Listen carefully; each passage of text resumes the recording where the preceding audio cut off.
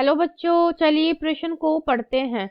प्रश्न में दिया है समसूत्रण, सूत्री विभाजन और अर्धसूत्रण, अर्धसूत्री विभाजन की विभिन्न घटनाओं के बीच अंतर बताइए। तो इस प्रश्न की मुख्य अवधारणा है,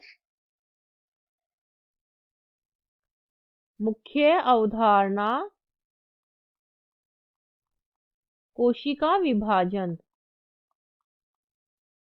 तो कोशिका विभाजन में क्या होता है, कोशिका अपने ही समान अन्य कोशिका में विभाजित हो जाती है या विभक्त हो जाती है। तो हमारे प्रश्न में समसूत्रण या समसूत्री विभाजन और अर्धसूत्री विभाजन के बीच जो विभिन्न घटनाएं होती है उनके अंतर पूछे हैं। अर्धसूत्री विभाजन,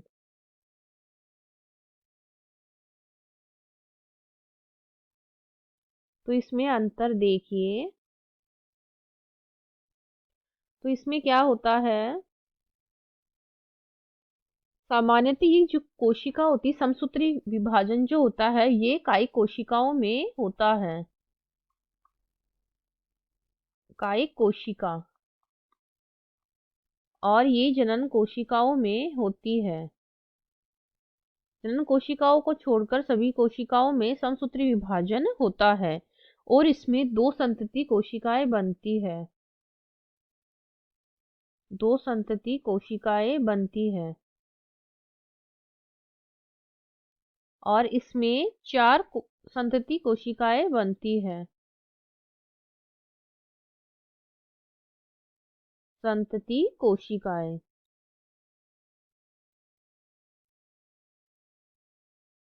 और इसमें क्या होता है, विभाजन में कम समय लगता है और एक ही बार में पूरा हो जाता है। कम समय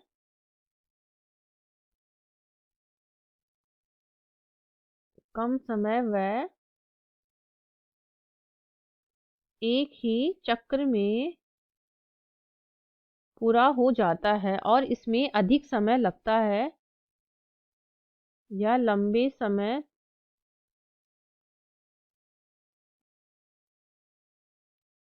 समय तक वह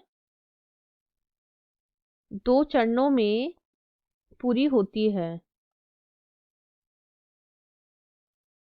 दो चरणों में पूरी होती है। तो ये हो गया। फिर आगे है इसमें जो प्रोफेज अवस्था आती है, इनमें प्रोफेज अवस्था। तो प्रोफेज अवस्था में क्या होता है, इसमें जीन विनिमय नहीं होता है। जीन विनिमय की क्रिया नहीं होती है और इसकी कोई उपावस्थाएं भी नहीं होती है। उपावस्थाएं अनुपस्थित होती है। और अर्धसूत्री विभाजन में क्या होता है, इसमें जीन विनिमय होता है। जीन विनिमय की क्रिया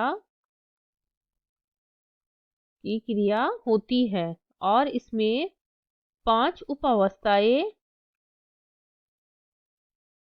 उपावस्थाएं होती है। उनके नाम है, पहली है इसमें लैप्टोटीन,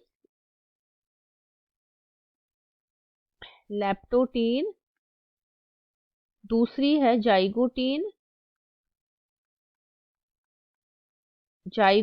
तीसरी है पैकेटीन,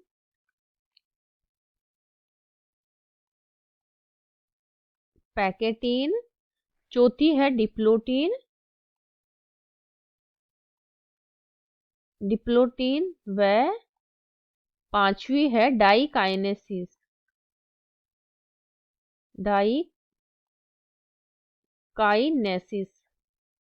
तो ये हो गई इसकी 5 उप अवस्थाएं और इसमें जीन विनिमय की क्रिया होती है। तो प्रोफेज में ये सब होता है। अब आगे देखिए इसमें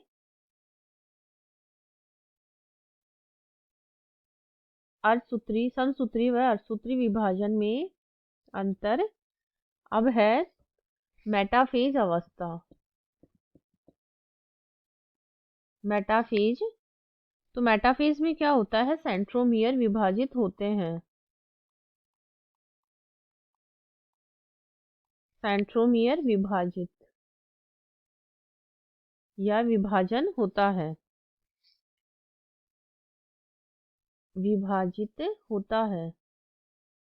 और इसमें क्या होता है, प्रथम अवस्था में प्रथम अवस्था में सेंट्रोमियर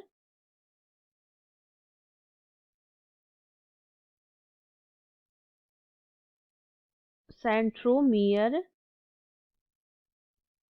विभाजित नहीं होता है, विभाजन या विभाजित नहीं होता। और इसमें क्या होता है, सेंट्रोमियर मध्य रेखा की ओर तथा भुजाएं ध्रुवों की ओर होती है। तो सेंट्रोमियर, जैसे कि ये हमने कोशिका बनाई, ये है हमारी कोशिका। तो इसमें क्या होता है, जो सेंट्रोमियर होता है इस तरह से ये होता है मध्य रेखा की ओर, तथा जो भुजाएं होती है वो ध्रुवों की ओर होते हैं। तो ये हमारे ध्रुव होते हैं। इस प्रकार से ये उपस्थित होते हैं। और इसमें क्या होता है, सेंट्रोमियर जो होता है वो ध्रुवों की ओर, सेंट्रोमियर इस प्रकार से ध्रुवों की ओर, तथा जो भुजाएं होती है वो मध्य की तरफ रहती है। इस प्रकार से उपस्थित रहते हैं। और अब आता है, अब है इसमें मेटाफेज के बाद क्या है, एनाफेज। तो एनाफेज अवस्था में क्या होता है, इसमें एक गुणसूत्र का एक अर्ध गुणसूत्र का एक ध्रुव की ओर तथा दूसरा गुणसूत्र का दूसरे ध्रुव की ओर चले जाना। इस प्रकार से ये इसमें ये क्या करते हैं, बट जाते हैं और ये अपने अपने ध्रुवों की तरफ चले जाते हैं इस प्रकार से। और इसमें क्या होता है, एनाफेज अवस्था में, इसमें एनाफेज जो पहला होता है उसमें गुणसूत्र, पूरा गुणसूत्र ही ध्रुवों की ओर जाता है। एनाफेज प्रथम में पूरा गुणसूत्र ही चला जाता है। और एनाफेज सेकंड में क्या होता है, इसमें एनाफेज सेकंड में जो समसूत्री विभाजन है उसी की तरह ये विभाजित होता है। इसके जो सिस्टर क्रोमेटिड है वो विभाजित होकर अलग हो जाते हैं। तो ये हो गया। एनाफेज के बाद है टीलोफेज। टीलोफेज, टीलोफेज, तो टीलोफेज अवस्था में क्या होता है, संतति कोशिका में गुणसूत्रों की संख्या समान रहती है। और इसमें क्या होता है, संतति कोशिका में गुणसूत्रों की संख्या